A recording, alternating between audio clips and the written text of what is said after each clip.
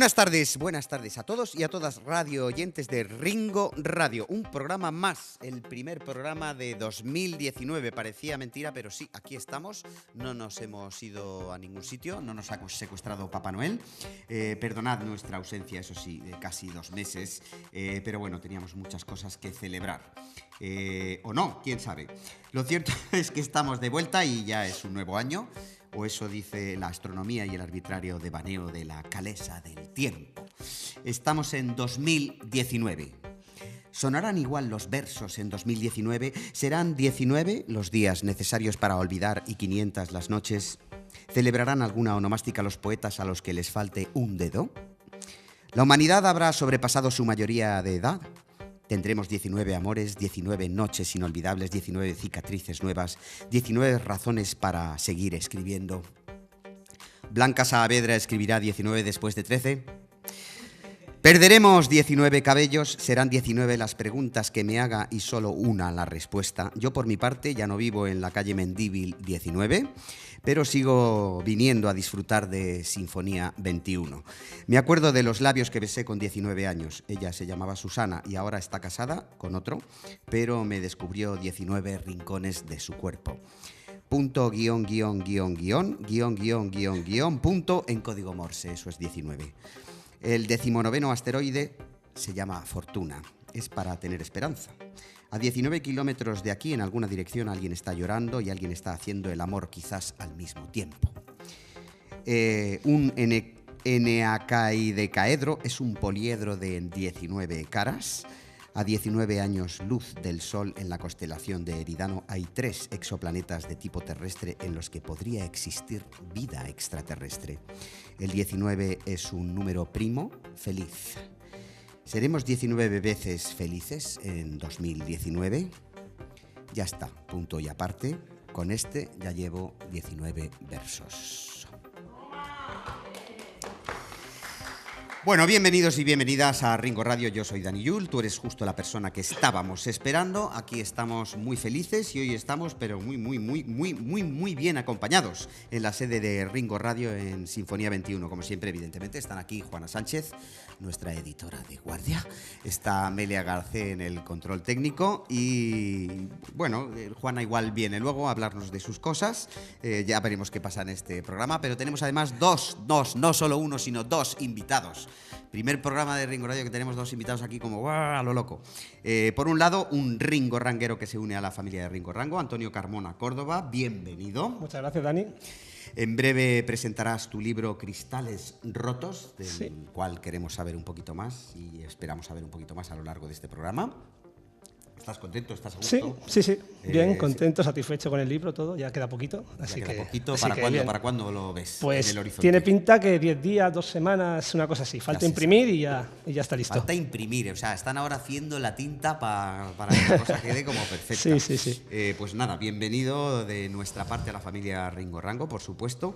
Te voy a hacer una pregunta así a bocajarro, porque no sé si sabéis, o si me imagino que los 4 oyentes que tenemos, digo 400 oyentes que tenemos, si lo saben, pero igual, ¿no? Normalmente en estos programas de Ringo Radio yo traigo como un poeta del Club de los Poetas Muertos, digamos, de esta gente que ha quedado ahí en el imaginario común como grandes escritores, escritoras, y la utilizo como canal para vehiculizar este programa. Dime un poeta muerto que a ti te guste, un poeta famoso. Es que va a ser muy típico, o sea, voy a ser poco original, pero a mí el poeta que más me gusta es Miguel Hernández.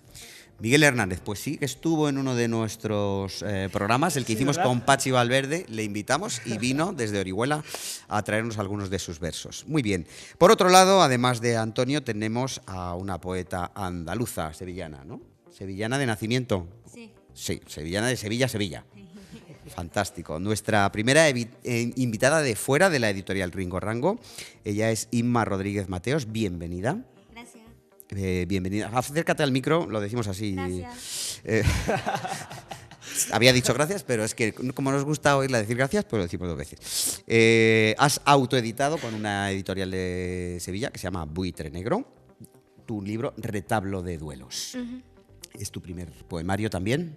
Sí, no es lo primero que escribo, pero sí es el primer libro que publico. Es el primer. ¿Y lo anterior también era poesía? ¿Eran otras cosas? No, era una sinvergonzonería muy grande. Era una sinvergonzonería muy grande de la que queremos saber más, por supuesto. No solo de tu libro, sino de aquello no publicado. Esto es mucho más estupendo. Te pregunto también por un poeta muerto que sea una inspiración para ti, que sea un... Va a sonar típico, pero Federico García Lorca. Hombre, que una andaluza nos diga Federico. Si no lo decías tú, lo tenía que decir yo. Esto ya es Federico. así. Os he leído a los dos. Hay mucho de Federico en tu poesía. Hay mucha poesía social en la poesía que escribe Antonio, o sea que se pronostica un programa muy interesante.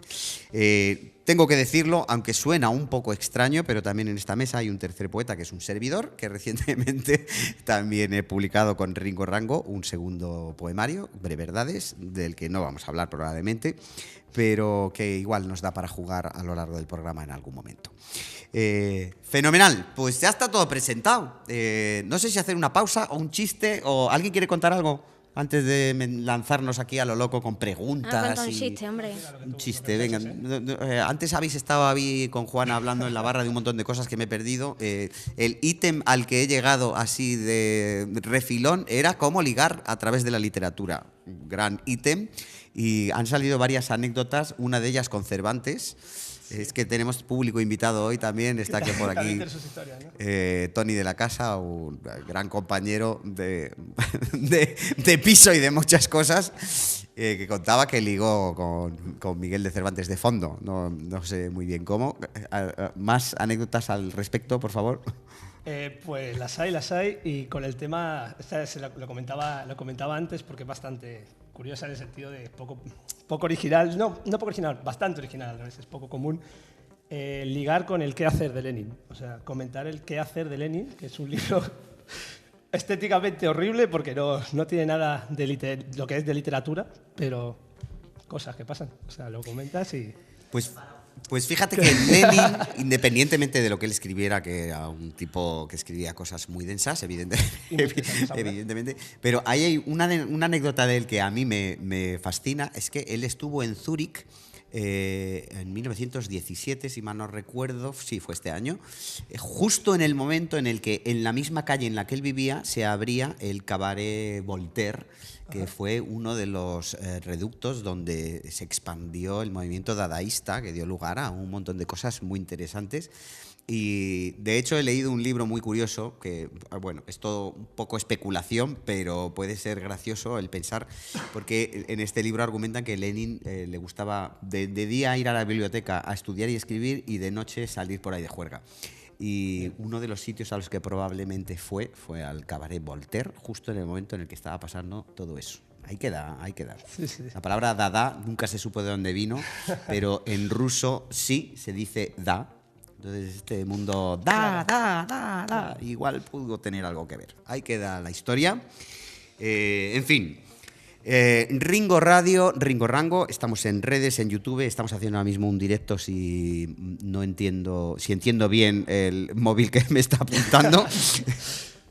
Buscarnos en Instagram, todas esas cosas de esos medios tan molones, y podéis acercaros hasta este coloquio con preguntas si os apetece. Hoy no voy a invocar, ya digo, a ninguno de los poetas, digamos, muertos de este club, sino que de alguna manera vamos a hablar con los poetas vivos que hay aquí, que son dos y que son maravillosos.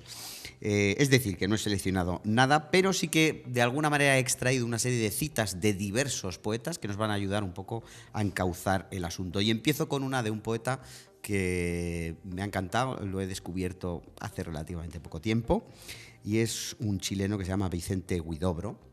Hablando del dadaísmo que estábamos, pues Vicente Huidobro tiene una cierta tendencia dadaísta en algunas de sus cosas, es más bien surrealista quizás, y él mismo se definía así como poeta, o definía al poeta como un animal metafísico cargado de congojas, un animal espontáneo, directo, sangrando sus problemas. Y a partir de esta cita, pues empiezo a preguntar, ¿no? ¿Cómo os definís vosotros como poetas? Bueno, yo sé que, Inma, tú te defines en uno de los poemas de tu retablo de duelos como Niña de las Uvas. Cuéntanos un poquito esta historia de la Niña de las Uvas, por favor. Bueno, a colación de este autor que cita, tengo que decir que es uno de mis favoritos, Vicente Huidobro. Altazor siempre lo tengo muy cerca. Esta cita es de Altazor, de hecho. Lo tengo muy cerca siempre. Y el poema al que te refieres, La niña de las uvas, verás, yo soy de Sevilla, pero vivo en un pueblo que está a 7 kilómetros de la capital. Y vivo donde Cristo dio las 3 voces, entonces vivo en medio del campo, al pie de la montaña, y en mi familia solemos cultivar muchas parras. Entonces tengo 3 parras en mi casa y la uva siempre ha sido un símbolo de mi infancia, un símbolo de unidad, de familiaridad. Y pues la niña de las uvas es como me conocen en el barrio, los de las uvas somos nosotros. Ah, o sea que es como un apelativo familiar. Sí. Y tú eres de la niña de las uvas, vale. Eso es. Y oye, ¿y hacéis vino también o lo lleváis a una cooperativa? ¿Cómo va la cosa? Que va, nosotros. Las tenéis porque para os gusta. comérnosla nosotros y para repartirla entre el vecindario. O sea, es más de el tipo de uva es uva de mesa, digamos. Uva de nosotros. Fenomenal. Antonio, yo por tu parte, pues también te lanzo un poco la misma pregunta. Andrea Patarro, que te hace el prólogo de tu libro Cristales Rotos, te define de esta manera. En cada verso se respira la verdad de alguien que ha vivido bastante para su edad. Tenemos que recordar que tenemos a 2 poetas millennial aquí en el estudio. Del núcleo de los millennials. Del núcleo, vamos, yo creo que ya estáis en la siguiente generación de los millennials. Pero bueno, en fin. Y termina, bueno, dice más cosas Andrea y termina diciendo: de convicciones firmes, comprometido con la causa y revolucionario de corazón, para hacerle feliz solo hace falta una cerveza fría y una conversación interesante. ¿Son piropos o tú te definirías a ti mismo así? Sí, en gran medida sí. O sea, cuesta mucho autodefinirse a uno mismo, cuesta mucho ponerse adjetivos a uno mismo, pero sí, en cierto modo sí. Si alguien quiere buscar a Antonio en Instagram, que sepáis que su perfil es antonio.labirra. Y tiene su historia, tiene su historia. Pues cuéntanosla, estamos para eso y tienes un micrófono delante. Simplemente de reuniones de amigos en los que todo el mundo ahí se queda pues apalancado y digamos que el más inquieto soy yo. Entonces cuando hay que ir, se nos acabó la cerveza, ¿quién baja al chino por una cerveza? ¿Quién va por una cerveza? Antonio, la birra. Y empezamos con la coña, y a la 4ª vez de la misma noche un amigo que además ha hecho las ilustraciones de uno de los poemas, la ilustración, que se llama Vicente, viene citado también en el libro, dijo, cuando volví por 4ª vez, dijo: joder, ya sé cómo te vamos a llamar, Antonio la birra. Y ahí se quedó. Y ya para la eternidad. Muy bien, pues bueno, está muy bien que nos defináis como animales metafísicos, tampoco es necesario tener la profundidad de Altazor, ¿verdad? Retablo de duelos, vamos a empezar un poquito así con Inma. Es un poemario que a mí personalmente cuando lo he leído me ha parecido muy íntimo, muy de mirarte así un poco a tu casa, a tu familia, a tus adentros. Por otro lado, Cristales Rotos, en cambio, el libro de Antonio, pues tiene una mirada como más hacia afuera, más hacia cosas que has visto, a lo mejor imaginado. Ahora vamos a ir hablando un poquito de todo esto. Inma, con el poemario terminado, ¿te hubiera gustado tener otra mirada distinta, no tan para adentro? Porque además hay tienes una llamada en este sentido en uno de los poemas, el epílogo de la primera parte, creo recordar que era. Te quedas como pensando en me gustaría escribir o me hubiera gustado escribir otras cosas. Sí, realmente yo siempre digo lo mismo. Me gustaría escribir poemas de amor, pero solo me salen muertos de los dedos. La verdad. Ahí queda la cita. Esto, enmarcarlo los radioyentes. Me gustaría escribir poemas de amor, pero solo me salen muertos de los dedos. Ojo. Sí, realmente escribo sobre lo que veo, ¿no? Al fin y al cabo, un elemento desencadena un clic en mi cabeza y a partir de ahí se desarrolla el texto. Me hubiera gustado escribir otras cosas, sí, pero tampoco he tenido la oportunidad de vivirlas o de tal. Siempre digo que mi vida ha empezado siendo muy difícil y cada vez está siendo más fácil, y esto también me asusta, porque siempre estoy mirando a ver por dónde me viene el aguanta. Sí, no quiero sonar tan cotidiana, pero es que no me sale hablar de otra manera. O sea, a mí Andalucía se me enreda mucho en la lengua y está dentro de ese libro. Siempre recurro a elementos cotidianos, a la naturaleza no como medio hostil, la muerte no como muerte hostil. Hay mucho México ahí también, mucha Hispanoamérica. La muerte es dulce, no hay que temerle, y es lo que yo pretendo desvelar en este poemario, al fin y al cabo, que la muerte, al fin y al cabo, para mí ha sido la resurrección. Hablábamos antes de Lorca, precisamente, que lo traes a colación, y yo creo que Lorca tiene también muchos de esos elementos de la naturaleza, de los animales, etcétera. Tienes un poema que se llama Hormigas Negras, si mal no recuerdo. Las hormigas negras. Las hormigas también me han vagabundeado a mí entre las páginas en otras épocas de la vida. Y es verdad que la muerte también es como un elemento muy presente. Yo considero que tu poesía es muy andaluza. Luego vamos a abrir un poquito este debate, porque Antonio, tú vienes de Madrid, tú eres del sur de Madrid. Sí. ¿Has nacido aquí? Nacido en Madrid. Nacido en Móstoles. Bueno, Móstoles, Pero provincia sí. de Madrid, Madrid del Sur, y digamos que tu vida de momento se ha desarrollado por estas latitudes. Sí, se ha desarrollado por entero aquí. Así que... O sea que tenemos en esta mesa un poeta que viene más bien de Madrid, una poeta que viene más bien del mundo andaluz. Yo lo he percibido en sus letras, luego hablaremos de todo esto. Y me parece interesante. Te cito, Antonio, vamos a recuperar cosas. Resistiremos con el alma del joven rebelde y del viejo insumiso. Es una de las frases enmarcadas, muy bien enmarcadas también por Juana como editora en tu libro Cristales Rotos. ¿Consideras tu obra una obra, hablábamos antes de la mirada interior, de la mirada hacia afuera, una obra reivindicativa o digamos de poesía social? Es un poco mezcla, digamos. O sea, yo hay dos conceptos que me gusta que vayan siempre de la mano, que es el amor y la política. Entonces, para mí es inseparable. De hecho, hay Hombre, si ligas hablando de Lenin, tampoco me sorprende mucho esto que me acabas de contar.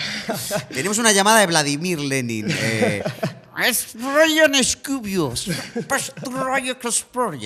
No, pero dice que le gustan tus poemas. Más allá de... No, pero más allá del amor en pareja, el amor ya entendido como un amor más genérico, ¿no? De hecho, hay una frase del Che Guevara, que tú habrás tenido que estudiar bien al personaje, ¿no? Hombre.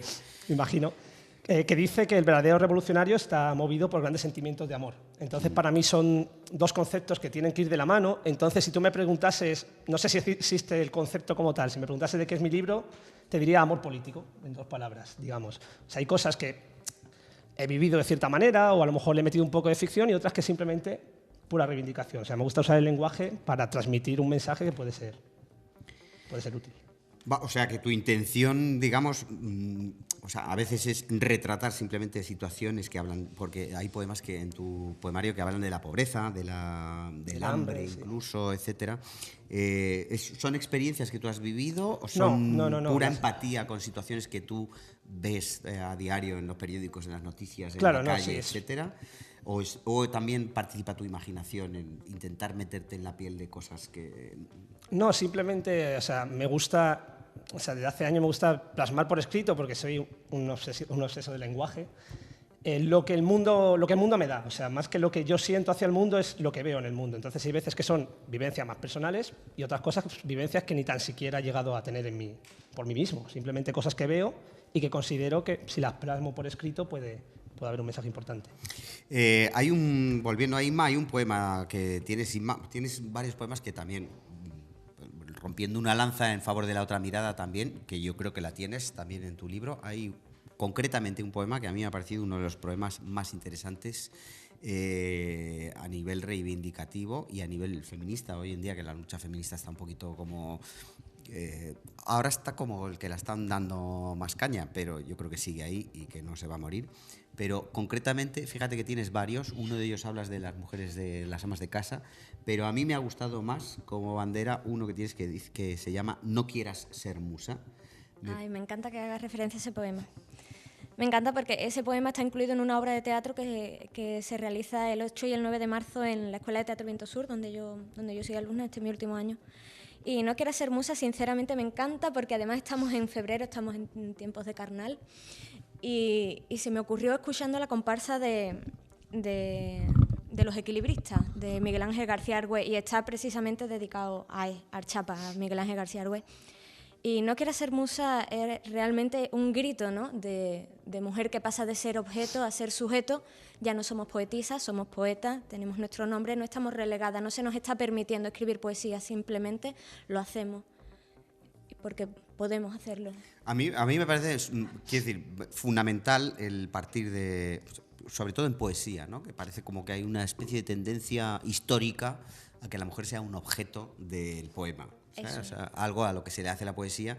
Por eso precisamente este título y este poema me ha gustado especialmente de tu obra, en el sentido de, no, yo no soy una musa, yo escribo, yo tengo cosas que decir y no me voy a conformar con ser otra cosa que mi propia interlocutora. Eso. Así que enhorabuena también por ello. Oye, seguimos hablando de tu libro un poquito. Has organizado tu libro como una obra de teatro en 2 actos, lo cual me ha sorprendido. O sea, me parece, incluso el título, este retablo de duelos, como que ya nos remite, la ilustración de portada también es un telón, etcétera. El primer poema, cuando empieza el poemario, la primera frase es: se abre el telón y aparece una mujer arrancando hojas de un libro. ¿De dónde nace esta idea del teatro? ¿Es una cosa tuya? ¿Vino posteriormente en la edición? No. Desde que Retablos de duelos, para empezar, es un verso de una obra de teatro de Lope de Vega. En cuanto lo leí, me parece que eran Los 3 comendadores de Córdoba, creo recordar la obra de teatro. Un retablo realmente es una composición de madera donde aparecen marionetas y ocurren cosas. Esto es lo que pretendía yo con este libro, una estructura donde se abre el telón y dentro ocurren cosas, las figuras representan. He recurrido mucho a la autoficción, es real que el sentimiento aparece, pero no soy una poeta iluminada, no escribo bajo inspiración. Realmente Becker, por ejemplo, nos dice que el buen poeta es aquel que es capaz de retener la información y reproducirla en cualquier momento. No soy una poeta que se deja orientar, que se deja guiar por esa ceguera que produce la inspiración. Puedo escribir en cualquier momento sobre cualquier cosa. Y Retablos de duelo es exactamente eso. Un teatro donde ocurren cosas, suceden imágenes y quien quiera las tome como reales, quien quiera que no las tome como reales. Y al fin y al cabo eso no importa, simplemente la historia es lo que se queda. Fenomenal, oye, realidad y ficción, ¿qué es la poesía? Bueno, luego ahora voy a hacer esta pregunta un poquito más tarde. Antes quiero preguntarle a Antonio por los cristales rotos de su libro. ¿Esos cristales rotos, cuáles son? ¿Qué cristales rotos son esos? No es nada concreto, simplemente hay muchas situaciones diversas. De hecho, cosas de las que hay en el libro las he escrito hace 5 años, 6 años, y se quedaron ahí guardadas hasta que en su momento... Espera un momento, porque ¿tú cuántos años tienes? Yo voy a cumplir 23 en una semana. Va a cumplir 23, entonces... o sea, hace 5 años ya estaba escribiendo señor una serie de cosas. 17 años empecé a escribir cositas y se van quedando ahí, entonces. Se van quedando ahí, no. Luego este señor decide cogerlo y ponerlo en un libro, ojo. Claro, entonces son cristales rotos, me refiero a que no es algo que yo haya soltado de golpe en un momento con la intención de crear el libro, sino cosas que en su momento me han afectado de una manera o de otra, o me han inspirado de una manera o de otra, tanto, como decía, vivencias mías o cosas que he visto en el exterior, y las he ido soltando poco a poco hasta que al final, pues bueno, ha quedado esto. Muy bien, pues fíjate que yo cuando he leído tu libro, esos cristales rotos me han remitido a distintas cosas, ¿no? A imágenes. Quizá también es mi mente de poeta que me lleva por ahí, por esos sitios, pero estaba intentando imaginar qué tipo de cristales son, ¿no? O sea, si lo importante era la rotura, si es una ventana que se rompe hacia afuera, si es una ventana que se rompe hacia adentro, si es un espejo. Entonces, recogiendo una cita que ya he hecho en algún otro programa de un otro poeta que a mí me gusta mucho, que es Gabriel Celaya, él decía en una frase: la poesía es un arma cargada de futuro. Entonces yo os lanzo así a los dos a la limón la pregunta de: la poesía es un arma, es un espejo, es una ventana. ¿Para qué debe servir la poesía? ¿O cómo utilizáis vosotros la poesía? ¿Qué vehículo significa o a dónde os lleva, de algún modo, ¿no? Así. Una pregunta. Vale, yo... Oh, Dios mío. Musiquita de violines. A ver. La poesía es un arma cargada de futuro. Bueno, puede que lo fuera. Voy a hablar desde mi visión. ¿Ves? Este es el conflicto millennial que tenemos ahora. A ver. Para mí esta tarea evangelizadora que se quiere proponer con la poesía no me parece acertada, pero en absoluto. La poesía está ahí para quien quiera cogerla.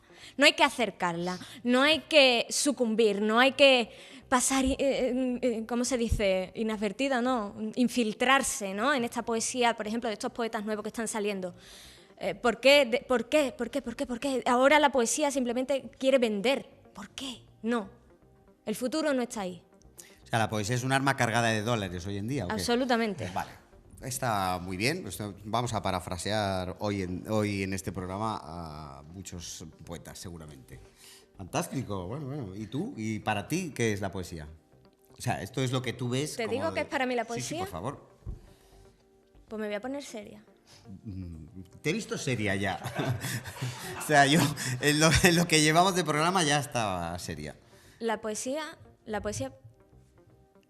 para mí es mi manera de estar sola. Y ya está.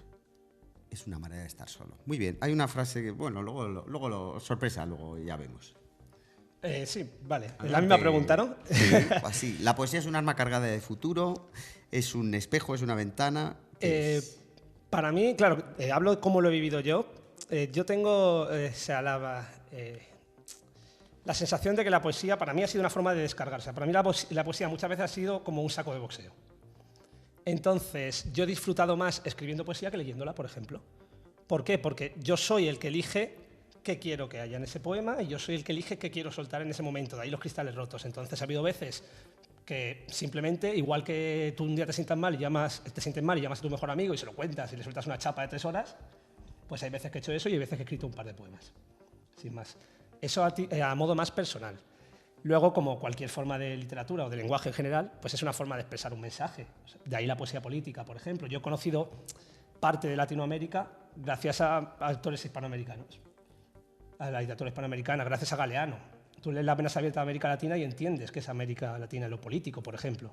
Entonces, la literatura, o la poesía en este caso, puede ser un mensaje hacia el exterior, si lo usas incluso como herramienta política, o bien algo de desahogo personal.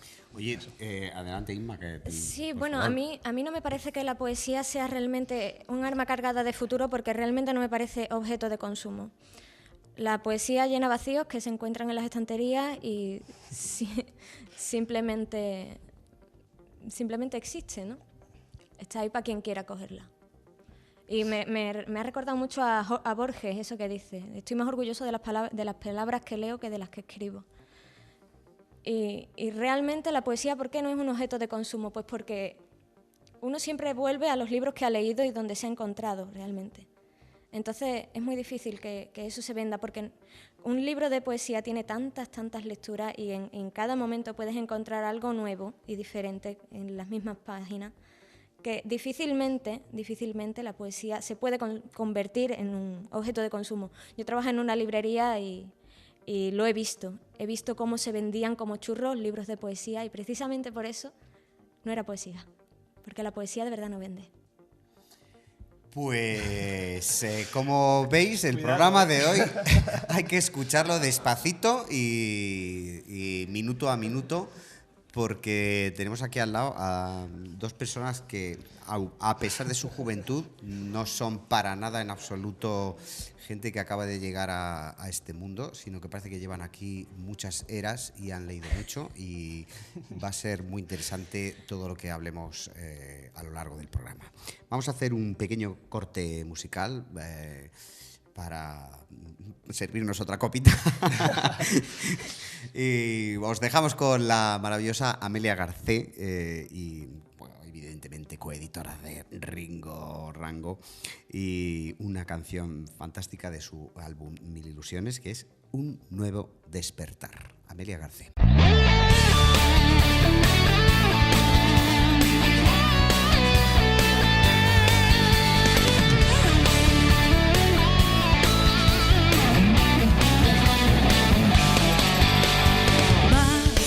Escribiendo la palabra más en el libro de tu inmensidad, y entre líneas leo tu verdad. Sé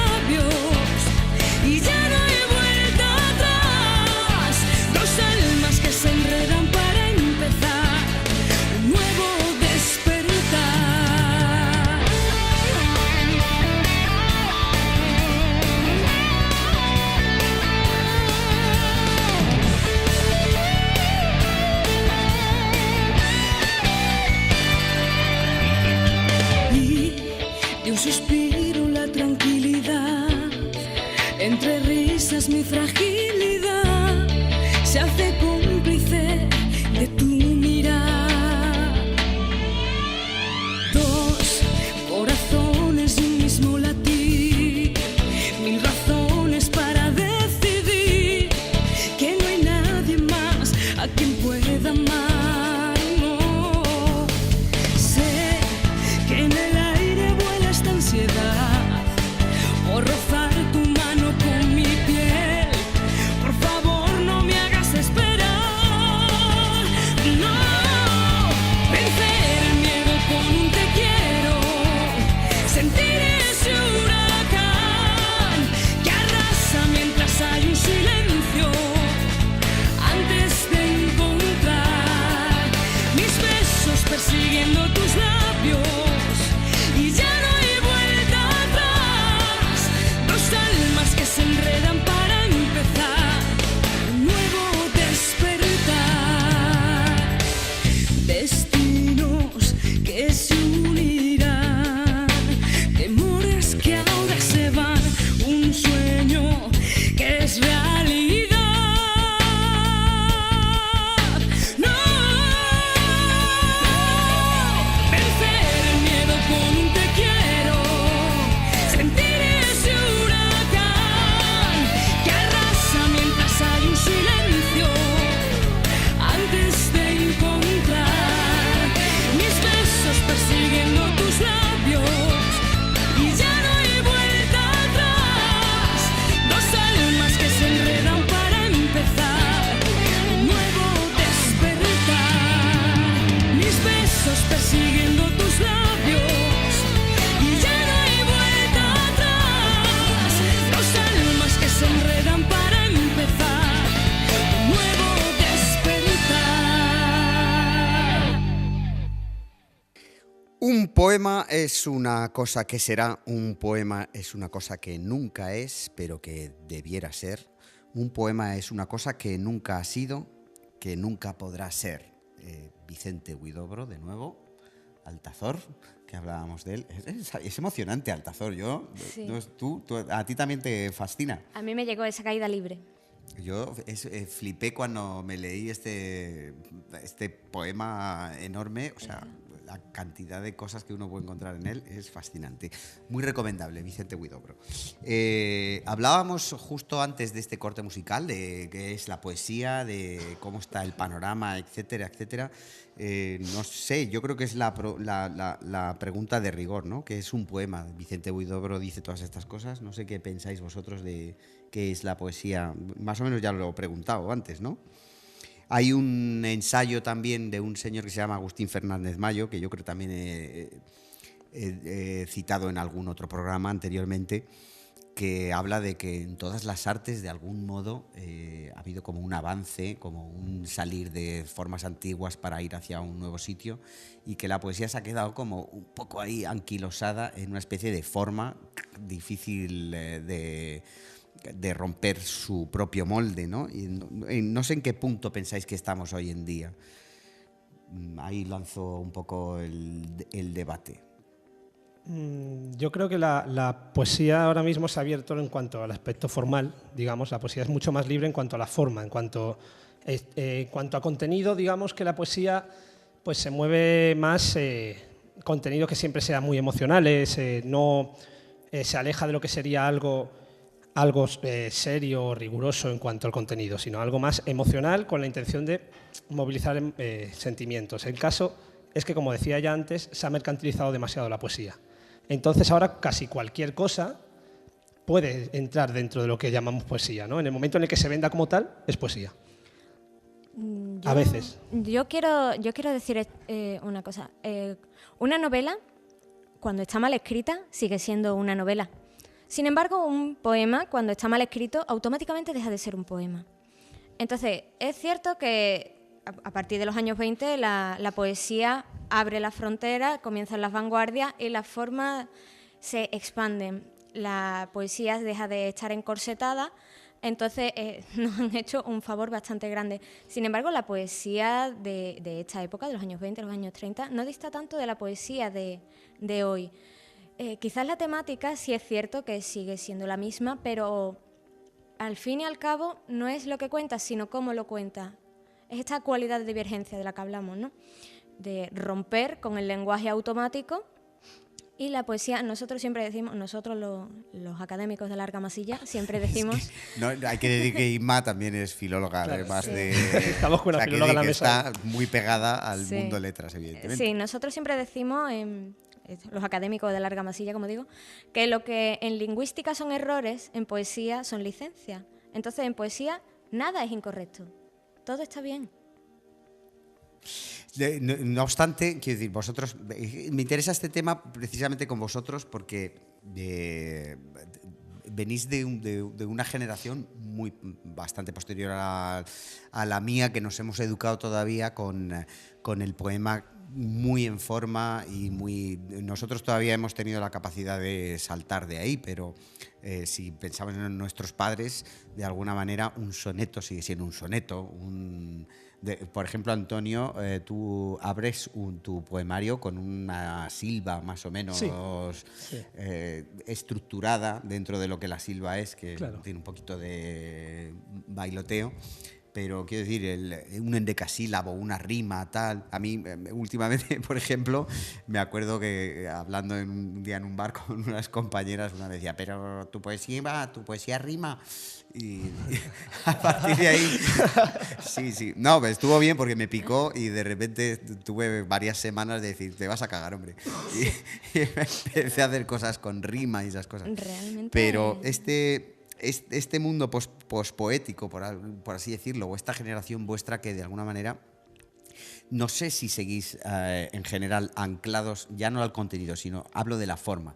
No sé si seguís anclados o sentís la necesidad de anclaros a una forma, Vale. o de alguna manera ya habéis del todo roto ese molde y la forma de la poesía hoy en día se ha transgredido del todo, incluso ha incluido otros nuevos lenguajes que no son solamente la palabra escrita sobre una página. Vale. ¿Puedo contestar yo? Adelante, Bien, por favor. Mira, la poesía, realmente un poema, para que sea poema, lo que tiene que tener en primer lugar es ritmo. El ritmo ya lo llevamos en la cabeza y con él escribimos. Y, por supuesto, tiene que tener una estructura. Una estructura no está metida dentro de la métrica, no tiene por qué. Un soneto tú lo haces fácilmente, haces 2 cuartetos, 2 tercetos, Así fácilmente con octosílabos, haces un soneto. claro, y haces un soneto. La métrica está para eso, cualquiera puede hacer un romance, un soneto, una silva, cualquiera puede hacerlo. Ahora, un buen soneto no lo escribe cualquiera.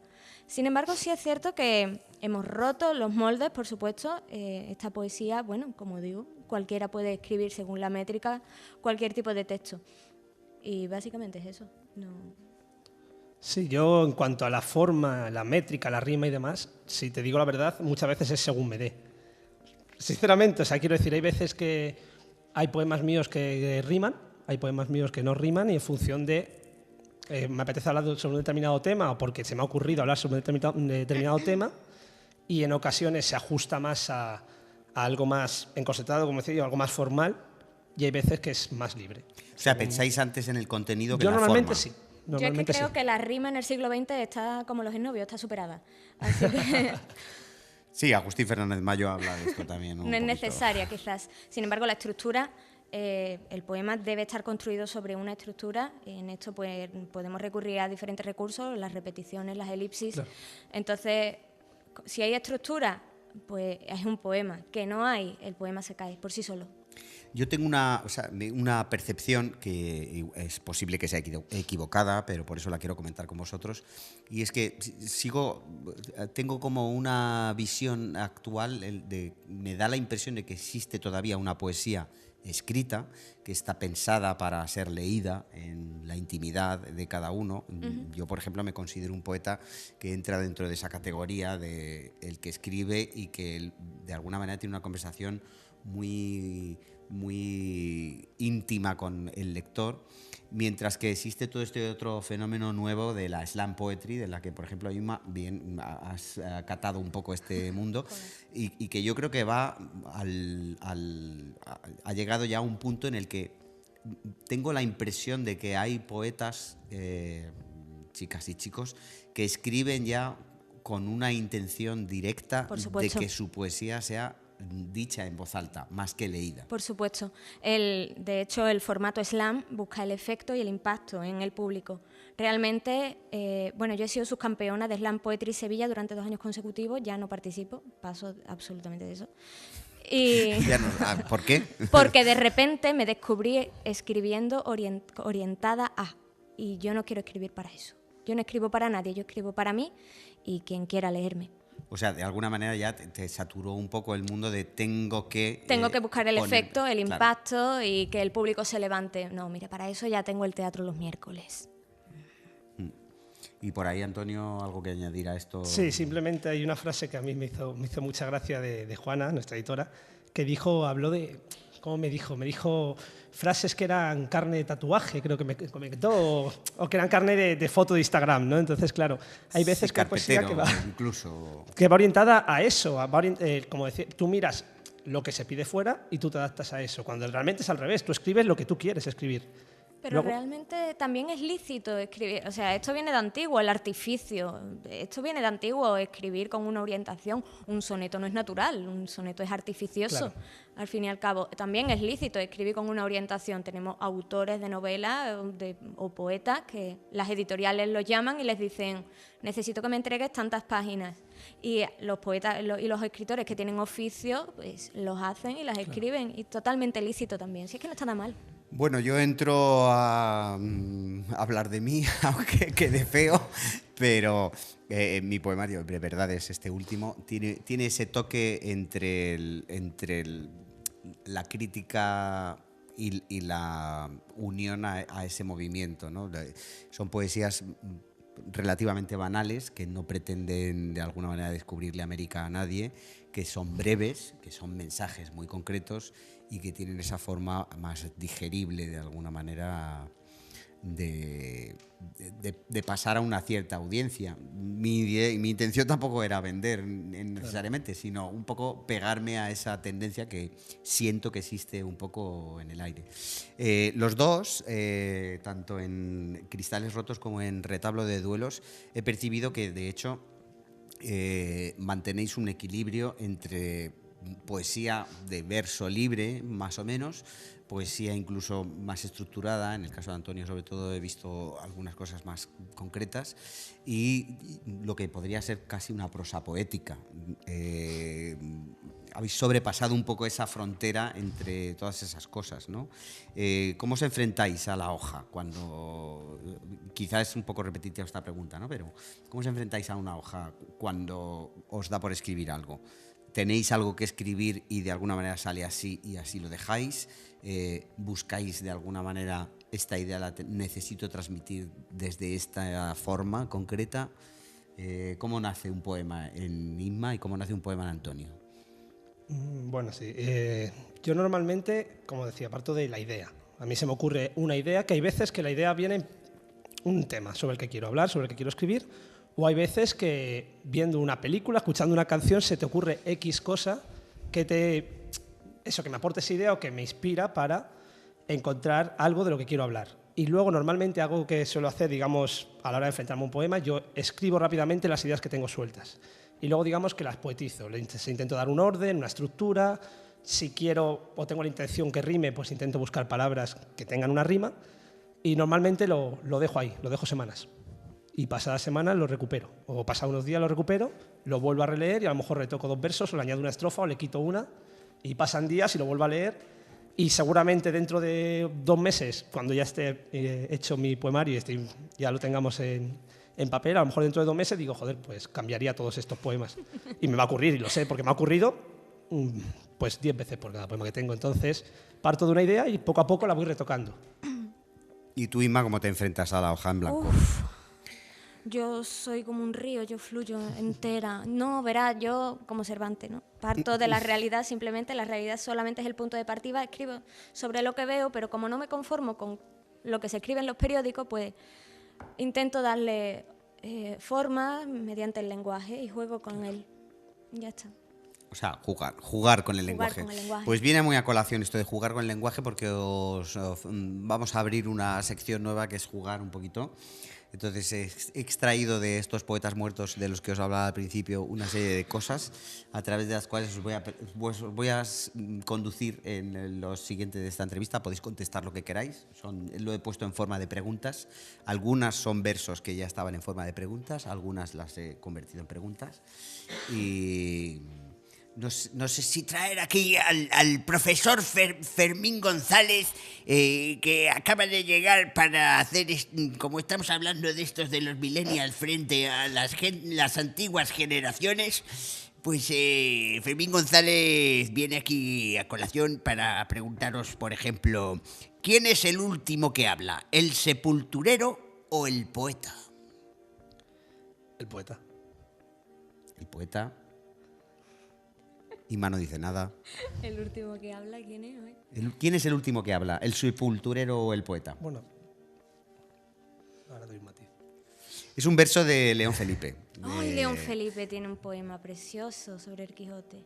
León Felipe tiene muchas cosas Uy, qué fantásticas. bonito. Poeta zamorano, por otra parte. Qué bonito. En realidad se llama Felipe Camino García de la Rosa. Aprovecho así para meter la cuña literaria zamorano de un pueblecito que se llama Tábara. León Felipe no tiene todavía el respeto que se merecen las universidades. Pues fíjate que León Felipe, siendo un poema decimonónico, bueno, también del siglo XX, pero tenía ya una especie de soltura a nivel de decir, juego con el ritmo, como decías antes, y no necesito ceñirme a una determinada forma. Bueno, pues tiene un verso concreto que dice, ¿quién es el último que habla? ¿El sepulturero o el poeta? El muerto, ¿no? El muerto es el Claro, último lo que que habla. Interesante. Si el ¿no? muerto es el poeta, El último que habla es el muerto. Esto es muy andaluz. Está muy bien. Vicente Huidobro. Robinson, ¿por qué volviste de tu isla? De la isla de tus obras y tus sueños privados.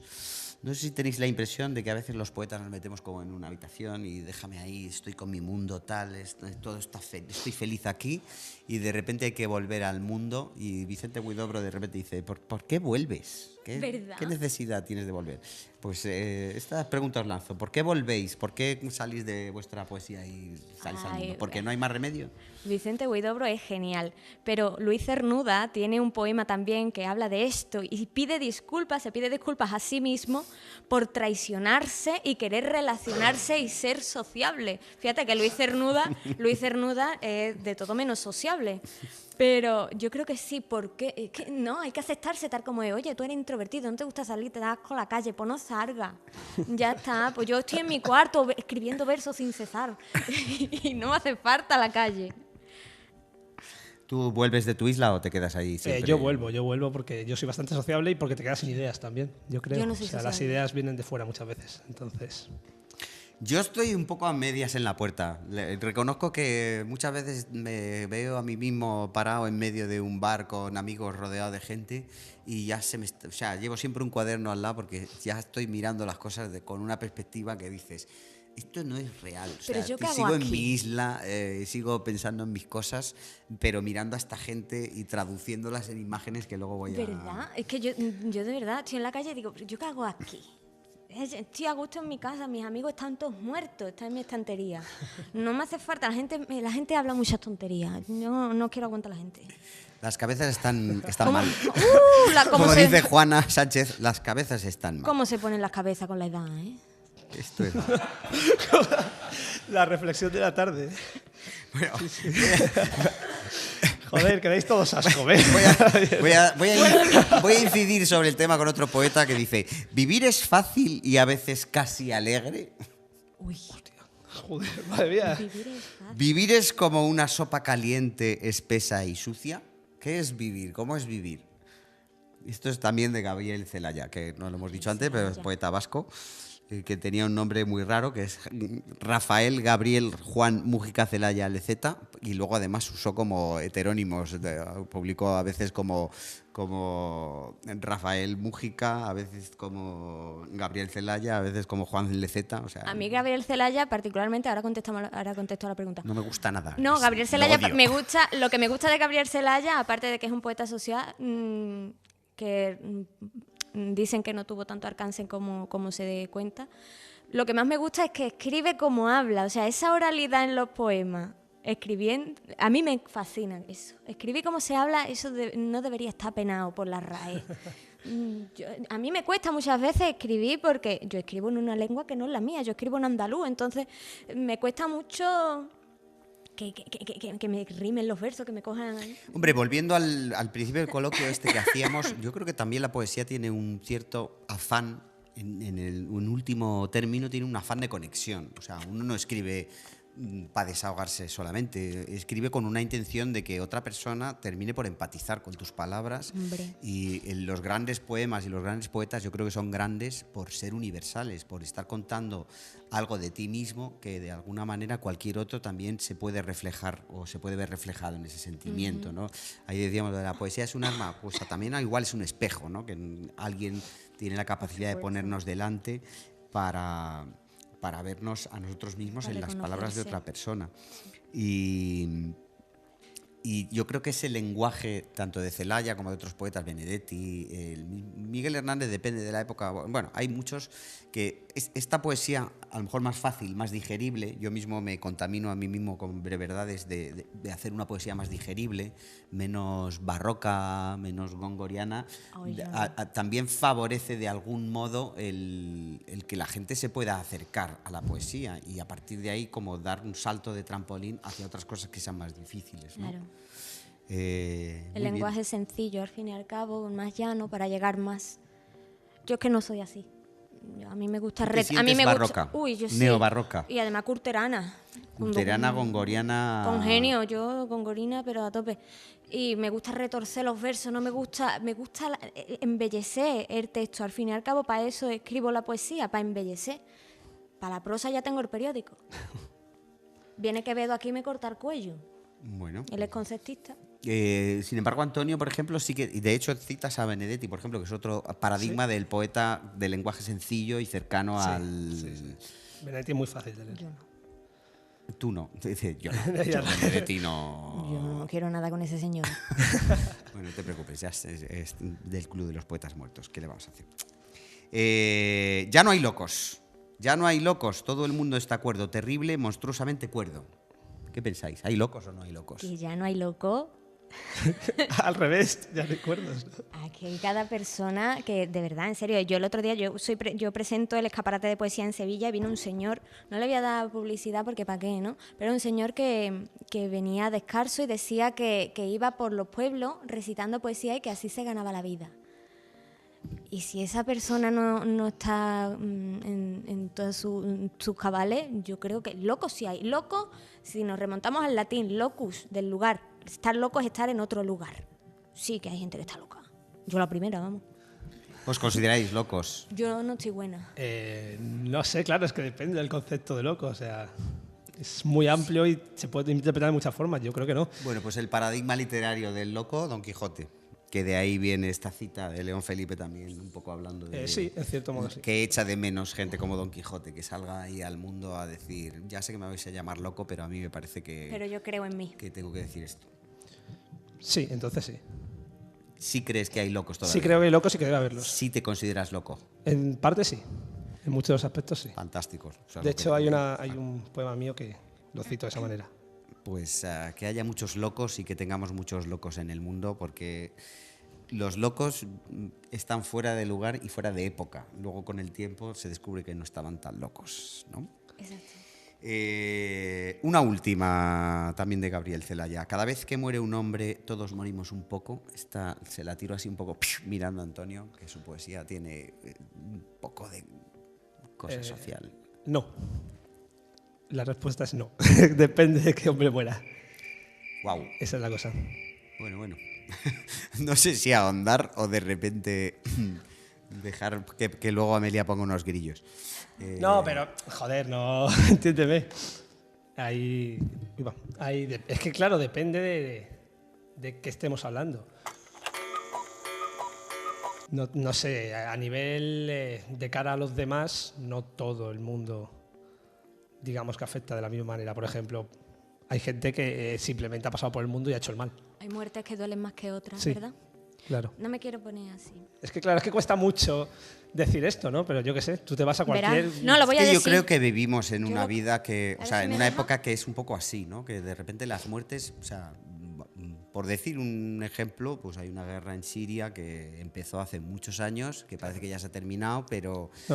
no estamos allí, no sabemos qué es lo que está pasando. Igual que digo Siria, digo muchos otros sitios en los que de repente hay gente que se muere en unas situaciones terribles y hoy en día, al día siguiente hay otra noticia que suple la anterior. Y como que hay un recambio muy rápido de Claro. esos muertos, ¿no? Sí, yo quería decir, realmente no debería decirlo, pero voy a aprovecharlo. Recientemente recibíamos la cruel noticia de que Julen ha sido rescatado del pozo de Totalam y ha sido rescatado muerto. El despliegue de los medios ha sido brutal, la solidaridad se ha multiplicado. Las personas de repente hemos vuelto a creer en la solidaridad, en la humanidad. Y al día siguiente las noticias nos remiten de nuevo a los inmigrantes, niños que siguen muriendo en el mar. Una vida, ¿por qué vale más que otra? ¿Por qué? Pues sí, cuando Claro, uno muere no exactamente. morimos todos. Depende de la persona, como dice Antonio. Claro. Pues así es de terrible la vida. Esto es lo que está pasando en 2019, que es con el año con el que abrimos este programa. Vamos a abrir una nueva sección, que es nuestro poema reto. En el último programa que hacíamos allá en 2018 dejábamos un reto en el aire que era, por favor, poetas, escribidnos al mail, os recuerdo el mail, dicho sea de paso, ringoradio@ringorango.com, poemas que tuvieran como título Mejor flor que capullo.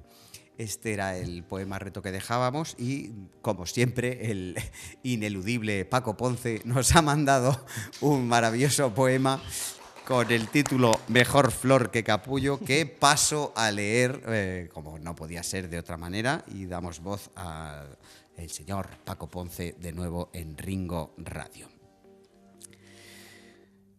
Aquí hace tiempo que no llueve y se agotan las gotas de vaho bajando por las rocas del whisky que de mi garganta no vuelve. Levanto el vaso y pasa mi vida como si fuera una película. Qué manera más ridícula de perder el conocimiento y la mirada. Resbala el trago por mi garganta y rasca mi voz, mi razón, mis ansias, mi esperanza. Cae sin frenos, miro el reloj. Y al tío que le toca el culo a la chica que pasa tras la barra con aires de macarra, con cara de creerse muy chulo. Regurgito la copa hasta los hielos y un bocata de dedos podría acabar en su cara. Dicen, fuera del bar, bien lejos. La chica, ella sola, se basta. Al salir pasa por mi lado y se lleva un remojón de mi copa por creer que otro cuerpo es suyo. Creo que en otra historia ya lo he contado. Mejor ser flor que capullo.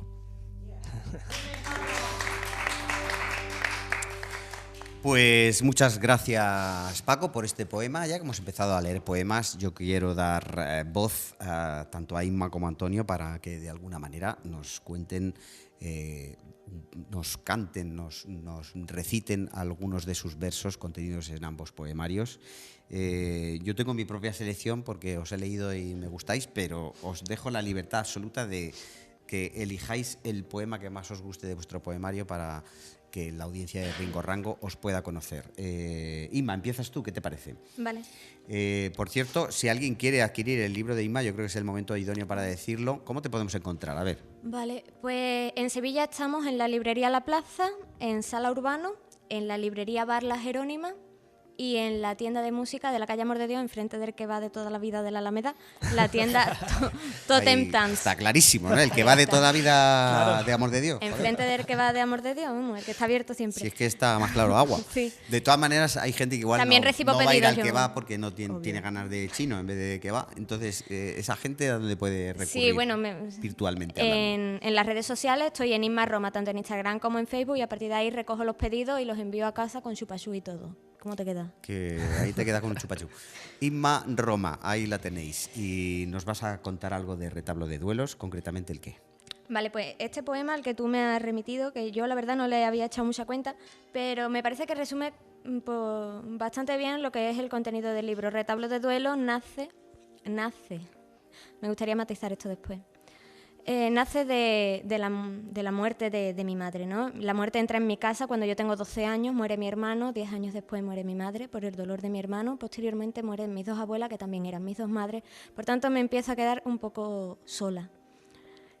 Entonces, como la poesía es mi manera de estar sola, empiezo a redactar este libro y ni siquiera me estoy dando cuenta de que tengo un libro entre las manos, hasta que la editorial Buitre Negro me busca y yo me presto a publicar con ello. Entonces, Retablo de duelo es quizás, has dicho mucha crítica, que es un canto a la muerte. Yo más bien lo veo como un canto a la vida, porque es un canto a la muerte, pero siempre con el puño levantado, siempre con idea de renacimiento. Y a partir de aquí yo no, o sea, siempre se dice, muchas veces se dice, he parido un hijo, un libro. Yo no he parido nada. Cada cual es hijo de sus obras, lo dice Cervantes, que es mi padre. Cada cual es hijo de sus obras y yo ya no soy Retablo de duelo, por suerte. Estoy loca por perderlo de vista, es un monstruo al que le tengo pánico y terror porque no quiero volver a estas páginas. Un monstruo tienes la portada, de hecho, además. La portada me gusta que lo digas porque es una pintura de mi madre. Mi madre era pintora autodidacta, nunca recibió clases por su condición de mujer, en una familia humilde donde solo podían estudiar los hombres porque no había dinero para todos. Entonces mi madre se dedica a la pintura y este es uno de sus cuadros más famosos, si se puede decir, más reconocido, es La Pantera Negra, ¿no? Y me gusta mucho porque capta exactamente el momento en que no sabemos si está avanzando, si está retrocediendo, si está atacando, si se está defendiendo. No sabemos si está enfadada, si tiene miedo. Y es exactamente el espíritu del Retablo de duelos. Nadie sabe cómo está, pero quiere salir. Y si me lo permite... Pues aquí te damos el micrófono, Inma. Adelante con este poema que se titula Todo pasa. El invierno llegó de un golpe y nadie tuvo la culpa. Los cardos borriqueros hacían sangre en las rodillas cuando entraba en la casa. También son flores, nadie tuvo la culpa. El óleo se volvió plástico, la madre no volvió a pintar, nadie tuvo la culpa. Las granadas y naranjas se iban pudriendo en la tierra, pero como son amargas, no había quien se las comiera, pero nadie tuvo la culpa. En la habitación que da a la calle, una niña palidece. En los labios, una mueca. Ya no ríe porque ha visto a la muerte. Su espalda se retuerce como una parra que han talado y busca la manera de sobrevivir. Va retando a la memoria, va perdiendo el futuro. La dieron por muerta cuando solo tenía frío y nadie tuvo la culpa. Pues ahí queda eso, un poemario muy andaluz, muy recomendable. Es verdad que tiene la muerte presente en muchos poemas y es verdad que también creo que tiene un canto, yo no quiero decirlo a la esperanza, pero sí a una especie de renacer de otra manera y de ir a algún sitio diferente. A no quedarse. A no quedarse, efectivamente, a no quedarse delante del ataúd, vamos a llamarlo así. Exacto. Muy bien, pues muchísimas gracias, Inma. Una delicia y espero que a través de estas redes mucha gente más quiera leerse todo lo demás del poemario porque es maravilloso. Antonio, ¿qué nos cuentas? Pues quiero ver la selección de poemas que has Quiero tenido. ver la selección de poemas. Mira, yo de los poemas que tú tenías, me ha gustado uno, por ejemplo, me ha gustado En memoria de, porque tiene ese punto Miguel Hernandiano del que hablábamos. De hecho, tengo que decir, más allá que Miguel Hernández no sabría decir mi poeta favorito, porque creo que no hay uno. Tengo muchos otros, pero sí que sé cuál es mi poema favorito, que es la elegía Ramón Sige. Y sí que tiene cierto un poco ese aire, la verdad, y de hecho, sí, bueno, tiene su historia y todo. Pues me ha gustado mucho, evidentemente es más breve que la elegía, que es bastante amplia, pero sí, claro. En memoria de me ha gustado mucho. No te hundas también me ha gustado, precisamente porque justo hablábamos antes del Che y o sea, él me decía, porque ahora estoy preparando, yo soy actor y estoy preparando una obra que tiene que ver con el Che Guevara, etcétera, y el director ha seleccionado en uno de los momentos de la obra un poema de Benedetti que quizá uno de los más paradigmáticos, que es no te salves. Sí. Y si haces esto y si te salvas y no sé qué, no te quedes conmigo porque yo soy de los que me tiro a otro sitio. Y es este de no te hundas que tienes en tu poemario, me ha recordado. Y luego también me ha gustado mucho otro que dice siempre hay un ángel. Ese también me ha gustado mucho. Entonces, pues no sé, ¿cuál te apetece? ¿Cuál te gusta? Pues este último, si quieres. ¿Te gusta ese último? ¿Lo quieres leer tú? ¿Tú quieres que lo lea yo? Es que antes nos ha confesado que... sí, tiendo a no recitar mis propios poemas. No sé, es algo que no tiende a gustarme, pero si quieres lo puedo recitar yo. Adelante, por favor. Esto es un experimento fantástico. De hecho, este fue el último poema que he escrito. Muy bien. Adelante. De acuerdo. Antonio Carmona. Siempre hay un ángel que te saca del infierno. Te abre el pecho y te abraza las entrañas. Te remonta de los valles sumidos por el miedo. Te envuelve el seno y agranda tus hazañas. Te regala un otoño pardo y silencioso. Atrasa el invierno y su viento helado. Despierta sueños donde había pesadillas. Descubre rosas donde antes hubo espinas. Logra alumbrar la habitación a oscuras. Hace que arda cada mañana helada. Viene a estallar cada sonrisa al calma. Te hace volar de aquel infierno en llamas. Pues muchísimas gracias, señor Antonio Carmona. Siempre hay un ángel que te saca del infierno. Ahí queda esa frase también. Y vamos a hacer otro pequeño parón musical para escuchar al gran César Maldonado, que viene a amenizar este programa de Ringo Radio.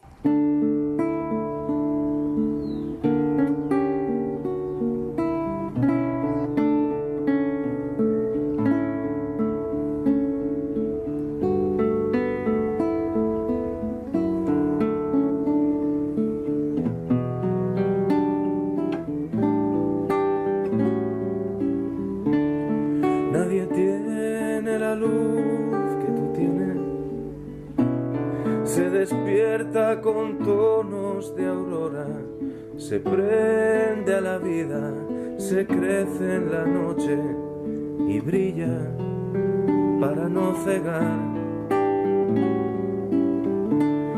Nadie luce como lo hacen tus ojos, se permiten decir tantas cosas, desmienten verdades, asolan mentiras y miran para no callar. Si alguien piensa que debo elevarme y volar sobre tanta verdad, la fortuna, mi vida es un hombre que muere sabiendo cuánto puede amar. Yo no vine a este mundo a ser dueño, ni pretendo ser cuanto seas tú, pues nada de eso precisa mi sueño. Solo quiero seguir siendo una sombra meciendo tu luz.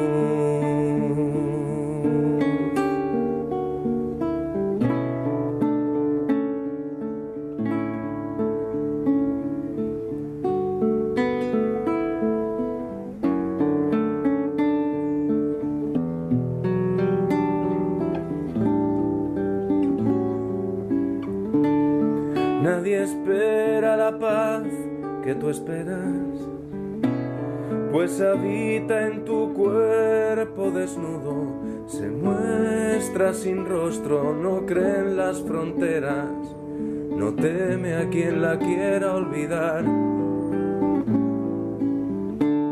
Nadie es libre como tú lo eres, libertad que desprende tu olor, que inunda las calles del mundo que habitas y vuelve a los mares donde crece la vida. Si alguien piensa que debo elevarme y volar sobre tanta verdad, la fortuna, mi vida es un hombre que muere sabiendo cuánto puede amar. No he venido a este mundo a ser dueño, ni pretendo deseando ser cuanto seas tú, pues nada de eso precisa mi sueño. Solo quiero seguir siendo una sombra meciendo tu luz. Nadie tiene la luz que tú tienes. Pues ese era César Maldonado, otro amigo de la familia. Un abrazo y un beso muy fuerte para César. Y bueno, pues voy a pedir que llegue a nuestro micrófono nuestra editora de guardia, Juana Sánchez. Si le dejas un sitillo, Antonio, pues hablamos con ella un poquito de las novedades editoriales. Muy bien, muchas gracias. Hola a todos, soy Juana. Tu editora de guardia. Yeah. Bienvenida, Juana Sánchez, otra vez. Bien hallada. Estamos aquí Dani tomándonos Jul. una cervecica durante un ratito. ¿Cómo estamos? ¿Cómo estáis? Pues aquí, muy bien. Aquí, desde de Andalucía a Madrid, vuelta a Andalucía y otra vez a Madrid. Y pasando por Nos hemos puesto Despeñaperros. un poco serios, pero en el fondo, Bueno. en el fondo... Al final los debates, no todo es cachondeo. Para eso está Mario Vaquerizo. Esto hablamos de poesía y los debates. Yo lo que quiero con esta radio es que los contenidos sean interesantes y bueno. Y tú como buen conductor, pues planteas... Precaución, amigo conductor. San Cristóbal. Bueno, Planteas grandes temas. La idea es Gracias, dejar Gemma. aquí el micro abierto. Ya hemos hablado, de hecho, de muchas cosas que tienen que ver con el mundo edición. A mí me interesaba, sobre todo, un poco también hablar con, ya que estáis aquí las dos, una editora de Madrid, de Ringo Rango, y una persona que viene de Sevilla. No sé cómo está el mundo edición, autoedición en Sevilla. Y me parece interesante abrir el debate, y además me parece interesante porque Inma, concretamente, además de las muchas cosas que hace, como escribir poemas bonitos, pues también ha trabajado en una de estas grandes superficies, no vamos a decir el nombre, en la que se venden libros por todo el territorio nacional, y nos puede contar también un poco esa visión de qué pasa cuando un libro, cómo entra un libro por la puerta de uno de estos sitios, qué pasa con él, dónde se pone, qué oportunidades tiene un poeta de autoedición de que alguien vaya a este tipo de sitios y vea su libro y se lo compren, etcétera, etcétera. Este tipo de cosas. Bueno, pues en Sevilla el panorama poético está como hace 20 años, ¿no? Pero sin embargo la ciudad sí tengo que destacar que está despertando. Hay varios eventos semanales, mensuales de poesía en Sevilla, que es desde donde yo vengo. En el resto de Andalucía controlo, pero menos. Y sinceramente sí que es cierto que nos están cerrando varios locales donde se estaban haciendo programas de literatura y varias radios que subsisten por sí mismas, que tiene pocos recursos. Y a nivel social, porque una cosa es el mundo, digamos, de los lugares, etcétera, pero a nivel social de las personas, que hay gente que consume poesía, que pues aquí en Madrid sí que es verdad que está despuntando un cierto público que consume poesía, Sí. que compra poesía, que va a lugares donde se recita poesía y que incluso escribe y se atreve en micros abiertos y este tipo de eventos a recitar sus propios escritos. Bueno, yo me voy a echar tierra sobre mi propio tejado, pero sí es cierto que si me escuchan los andaluces quizás se enfaden, pero sí es cierto que el público en Andalucía no está educado para este tipo de eventos. En el momento en que alguien le pide dinero por una entrada para un evento literario, la gente deja de ir. Hace poco tuvimos un desastre en el escaparate de poesía donde solo se vendieron 20 entradas. Esto en Madrid no pasa. O sí, no lo sé, depende del sitio y del lugar y del momento. Es verdad que aquí hay como sitios consagrados, hay que decirlo, pero también es verdad que a veces notamos la penuria de... Ahora mismo Madrid es una tendencia, creo, a nivel nacional, donde hay muchísimos locales, Aleatorio, Burreal, locales que no entraba ni el gato, y sí que empezaron también un poco así, eran 4 gatos. Ahora, afortunadamente, la cabezonería de muchos poetas y mucho público, meter la poesía en vena sí o sí, ha conseguido que ahora mismo sí que hay un momento muy dulce. Me consta que pasa en Madrid, está un poco despuntando en Barcelona, algo en Valencia, también con el Volander, un saludo para la gente del Volander, que hemos visitado la casa. Pero bueno, estoy de acuerdo con Inma que Andalucía es una cuestión también de pico pala, de trabajar mucho y entender sobre todo los dueños de los locales que sí, que la gente va y que la gente consume y le es rentable para tener ahí a 4 gatos, pues mira, que sean 4 gatos que les guste la poesía y ya vendrán más, pero no hay que... No sé, yo no soy tan crítica con el público andaluz. Pero bueno, tú eres andaluza. Yo soy andaluza y además y conoces bien, pertenezco ¿no? a varias plataformas de... Pues hay que seguir dando guerra. A ver, esta sección va a ser de mucha guerra, ¿eh? Sí. Además, sí. Hay que seguir dando guerra, Sí, pero sí. bueno, hay que trabajarlo. Nadie dijo que fuera fácil. ¿Verdad? O sea que... Muy bien, y entonces yo cojo mis breverdades, que lo tengo aquí a mi vera, y me voy a una gran superficie que vende libros por toda España. ¿Y qué hago? Hablo con el señor, hola, señor librería grande. Sí.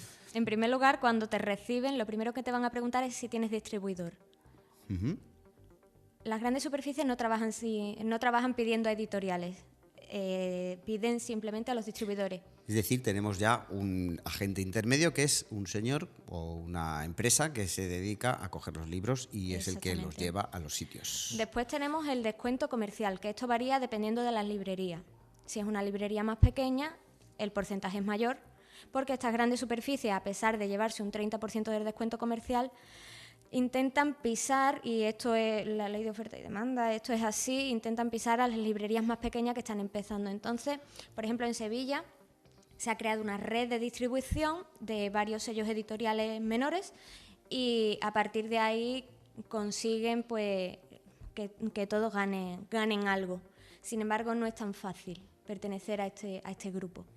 Bueno, y asumiendo que todo eso sea del color de la mariposa monarca y que al final uno entre por la puerta de la mano de un distribuidor y por lo tanto perdiendo una parte del precio del libro, de venta al público del libro, ¿qué pasa con el libro? ¿Dónde va? ¿A la estantería de poesía? Bien. Sí, bueno, una vez se ha etiquetado el libro, lo distribuimos por las diferentes plantas y si estamos hablando de poesía, hablamos de poesía. Es cierto que muchas editoriales, grandes editoriales, pagan la estantería para que ese libro se coloque en los más recomendados o en los más vendidos. O una isla, ¿no? También se puede contratar, ¿no? Exactamente, una isla que está en el Una isla es centro. un estante exclusivo. Eso es. Y que te ponen En todo el los técnicos de ventas. Sí. Está estudiado a nivel psicológico y sociológico. Vas por un pasillo Para que lo vean. y a media altura te entorpece el paso y al final Eso es. lo tienes que comprar. O sea que si yo no tengo dinero, que no lo tengo, mi libro irá pues a la L de Dani Yul dentro del estante de poesía. O no. O ni Sí, eso. si puedes pagar una editorial que te haga la venta del libro, sí. Si eres un poeta que no tiene apenas recursos, que es la mayoría de los casos, pues acabará en diferentes bares, como estoy yo, o en diferentes librerías, pero no de tanto público ni tan comerciales. Quizás el libro sea más difícil de conseguir. Bueno, pues tenemos aliados de todas maneras, que son nuestras redes sociales y nuestros espacios que siempre abogamos por ellos y que siga leyéndose poesía en los espacios para que la autoedición sea el camino más fácil y más despejado, aunque sea un camino más pequeño o a corto alcance. ¿Cómo pequeño? más. No, te equivocas. A ver. ¿Cuál es mi cámara? No. Tu cámara es esa. La autoedición está abocada al éxito absoluto, porque no se puede, hoy en día, con tantos autores y tanto talento, afortunadamente, los intermediarios van a desaparecer o deben desaparecer si no cambian el modelo de negocio. Yo cada vez creo más en Ringo, cada vez creo más en vosotros. Inma no es de Ringo y ahora os cuento su experiencia. Ella no es de autoedición, han apostado por ella, pero bueno, al final su distribución de esta editorial pues no existe. Entonces está doblemente frustrada. Ahora te doy paso si quieres. Ojo, tirón de orejas, señores de Buitre Negro. El nombre está bien elegido. Vamos a ver. Cuando a un autor se le ofrece un contrato y se le da un porcentaje sobre la venta, el primer interesado debe ser el editor, en que ese libro se mueva. Y tiene que poner todos los medios de distribución. Y lo que no puede ser es que uno mismo lo tenga que llevar a bares, discotecas, peluquerías, etcétera. Tirón de orejas, porque es complicado. Y si ustedes no están dispuestos a hacerlo, pues dejen tranquilas a las personas, porque al final conseguimos que las personas se enfaden, y con toda la razón. Entonces, bueno, ahí queda dicho. Ella no quería decir mucho porque al fin y al cabo es quien la ha editado, pero es mi responsabilidad el hecho de, como observadora, de que estas cosas no sucedan. Porque, ¿y si se le quita por esta experiencia las ganas de escribir a esta maravillosa escritora? Eso no puede ser. Así es que, bueno, te doy paso. Sí, ¿Si quieres decir algo? No, simplemente subrayar todo lo que has dicho y que al fin y al cabo, pues con esta autoedición, que no es autoedición realmente, yo he trabajado con una editorial precisamente porque quería agilizar este proceso. El gran problema de la distribución. Yo quiero estar en las librerías, yo quiero estar en las librerías, pero nos encontramos con este problema del descuento comercial, que en algunos casos no puede ni pagarse. El editor siempre pierde, al fin y al cabo, lo comentábamos hace poco. Sí. Y bueno, sería un tirón de orejas, no tanto también, o sea, a los editores, pero también a estos distribuidores, que al fin y al cabo son los que hacen negocio de esto. Sí, realmente un distribuidor, bueno, es un seleccionador, y al final, si tienes varios títulos, es el editor o cierta mano negra que dice, este me lo pones delante y este detrás. Claro. Entonces, claro, es imposible. De todas maneras, necesitaríamos el Santiago Bernabéu para exponer todo lo que llevamos. Fíjate, llevamos un mes solo del 2019 y me canta el depósito legal, que ya solo en Madrid hay más de 4.000 títulos. Ya ves. Solo en este mes. Imaginaros todas las novedades que van saliendo cada mes, más los que han salido en diciembre. Pues igual que los muertos de los que hablábamos antes, Exacto. ¿no? Un muerto pasa por encima de otro muerto. Pero bueno. Sí, hablábamos también off the record, fuera del micro, en otras ocasiones, de situaciones en las que hemos visto que poetas que han firmado con determinadas editoriales un determinado título les dejan como en el banquillo durante un tiempo largo para publicar un segundo título, porque antes de ellos vienen otra serie de elecciones de distribución que son más comerciales, a lo mejor. Por eso yo siempre digo que esto es una carrera de fondo. O sea, el mundo, o este mundo del libro, lleva así muchos años y al final cambiará. Tardará, yo creo que menos que más, porque es ponerle puertas al campo, ¿no? Pero sí que yo apelo a los escritores que no se desesperen, que tengan paciencia, que prueben en distintos sitios, que sobre todo no se les engañe con cantos de sirena, que es el gran problema, porque acabas muy frustrado, hasta le coges rabia a tu producto, no lo defiendes, le cogen manías. Y no, cuando uno publica es para estar muy orgulloso de su producto, y las ventas, bueno, vendrán o no, pero sobre todo tener la conciencia tranquila y decir, estoy orgullosa, no, lo siguiente, y ya llegaré, y seguir escribiendo. Y Alejandro Sanz empezó así, y lo he contado muchas veces. Tuvo un concierto en Soria y no vino nadie, pero 0 personas, y aún así tocaron y es el gran Alejandro Sanz, ¿no? Que tiene no sé cuántos Grammys latinos. Si este hombre se hubiera ido para abajo, pues seguramente nos hubiéramos perdido El corazón partido y un montón de canciones maravillosas, ¿no? Entonces, animo y pues también cuidado con los contratos, cuidado con lo que firmáis, cuidado con cosas que la ilusión está ahí, que no perdéis la ilusión, pero que también, en fin, hay que entender todos esos actores que están dentro del mundo del libro, que bueno, que obviamente comen, les gusta tener buenos coches, buenas casas, como a todos nos gustaría, y ya está, sin enfadarse con nadie. Es aprender, error, pum, ilusión, y un pasito atrás, pero para coger impulso y seguir funcionando.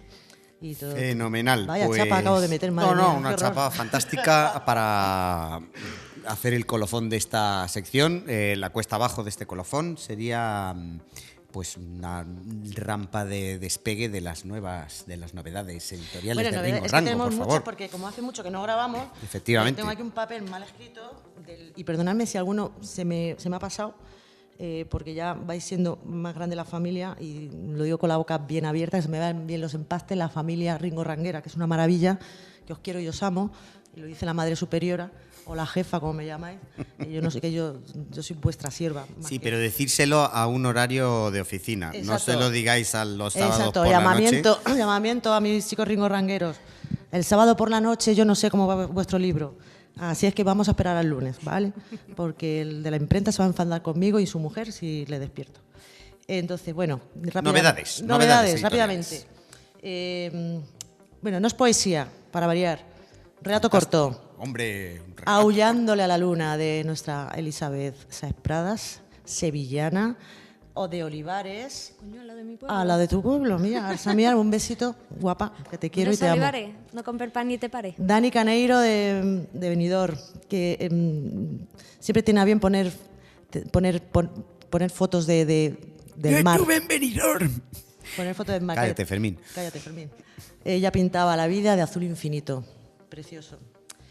Contigo sin ti, de Juan Huertas. Ahí nos vamos a Granada, nada menos. Tío encantador y además un gran poeta. Camino sin asfaltar, Rubén Fornell. Nos vamos a Ibiza. Tremendo. Amelie en Macondo. En Macondo, ¿eh? Amelie en Macondo, vaya mezcla Sí, más sí. Espacio icónica, creado. ¿no? De Iduna Rusol, madrileña, que ya ha presentado además que con gran éxito. Espérate, que tengo aquí, lo apunto fatal, pero Noemí Bravo, con Invencibles. Antía Juncal, que las huellas no se conviertan en cicatrices. Aarón Carmona, Aarón, es que es el titulito, ya te dije que... Que Aarón ya... Aarón ya... no. Solipsismo. Solipsismo. Por cierto, tirón de orejas al Centro Cultural, y lo digo con la boca abierta, Pablo Picasso, de Torremolinos. Son centros culturales que están abiertos, en principio, a todos los ciudadanos, y los señores, después de varios mails y llamadas, no tienen a bien ni a contestar para presentar su libro. Así es que, Aarón, lo sigo intentando, no te preocupes. ¿Qué más? Bueno, Versos de guardia, El enfermero del pendiente. Es nuestro Isidro Manrique, que está en Benicàssim. También ya va por la 3ª edición, así que enhorabuena. Animalismo poético, con sus almas perpendiculares. Bueno, este ya es un fenómeno. Este está en Barcelona, este está vendiendo lo que quiere más. Y es un crack. ¿Y qué más? Espera. Carlos, también. Bueno, ahora lo de Carlos. Por último ya. Quiero hablar también de próximos proyectos que ya estamos trabajando en ellos. Jennifer Moltó, un beso grande. Hombre, Jen. Besos de Jen, sí, Impresionante, con el segundo caos, poemario, el ¿no? caos inmarcesible, sí señora, sí señor, perdón. Cristina Diez Fortes, también con su nuevo título. David Iglesias, Hombre, bueno. con su título Bajo la falda del alma. ¿Bonito o no bonito? Y bueno, Ana Sierra, María Ares, Vanessa, nuestra amiga Vanessa, con su libro Fotosía.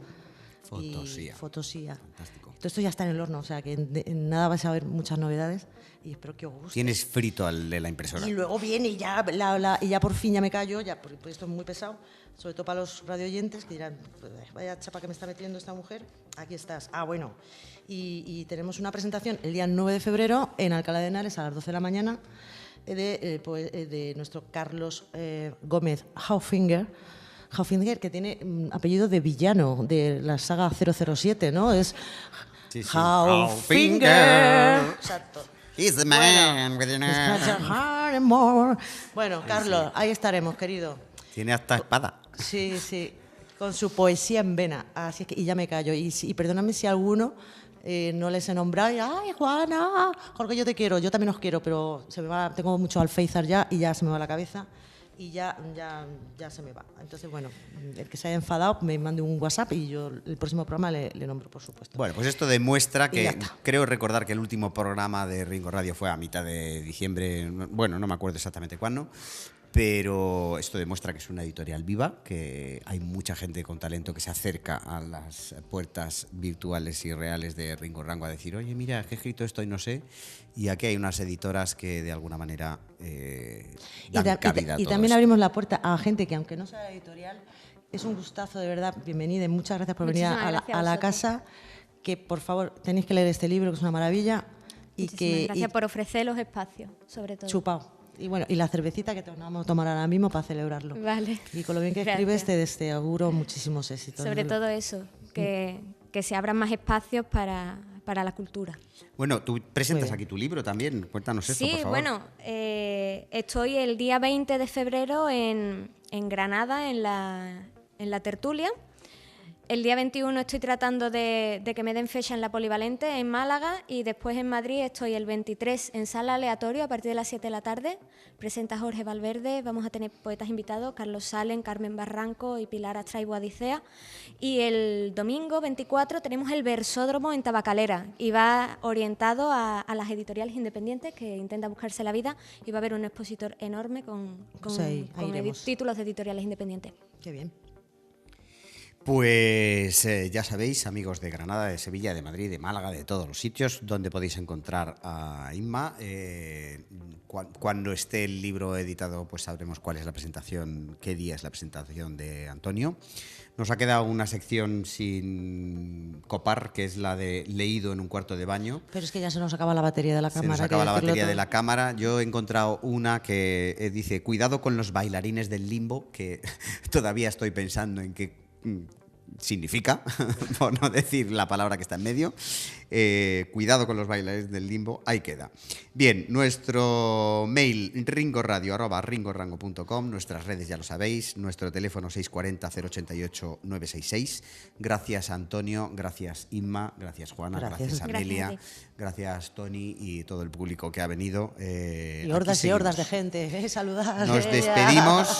Nos despedimos también de... Voy a dar unas últimas citas con el último minuto de batería que queda en la cámara. Una cita de Antonio, nos quemamos hasta ser ceniza y la ceniza vuela. Una cita de Inma, las semillas están solas y solas van buscando la luz. Y una cita de Celaya, a solas soy alguien, en la calle nadie. Y una cita de Juana, vamos a ir cerrando, que hay ganas de cenar. Pues os dejamos con una osadía que me he sacado de la manga. Hay poemas que se convierten en música y os dejo una canción que va sobre planetas.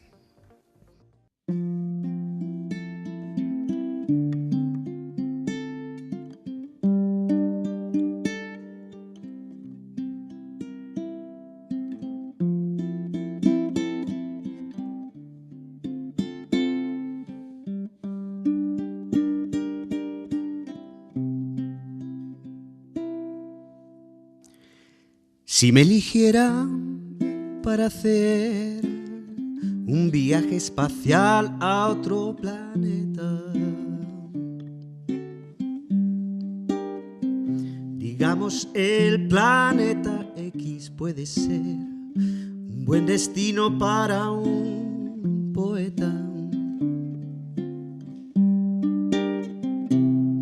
Sin duda haría experimentos muy diferentes a los que plantea la NASA.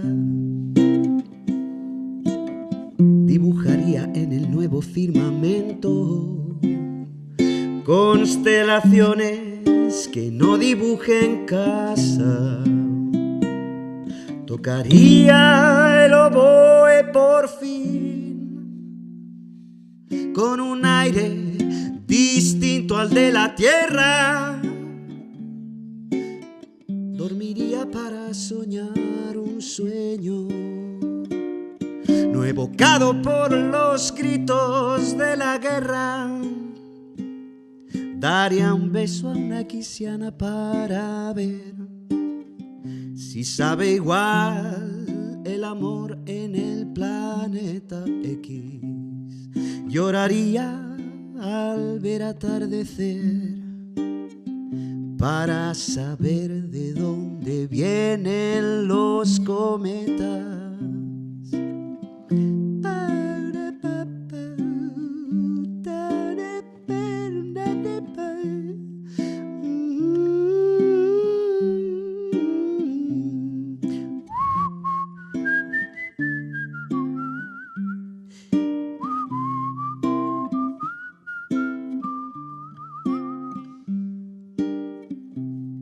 Trataría de hacer vino y cerveza con denominación de origen X controlada. anotaría en un cuaderno muy despacio, todo lo que siento, para saber si he cambiado yo o ha cambiado el firmamento. Es parte del estudio científico que haría. Probablemente eso decepcionaría a toda la humanidad, a la NASA y a la CIA, a la hora de buscar astronautas para ir.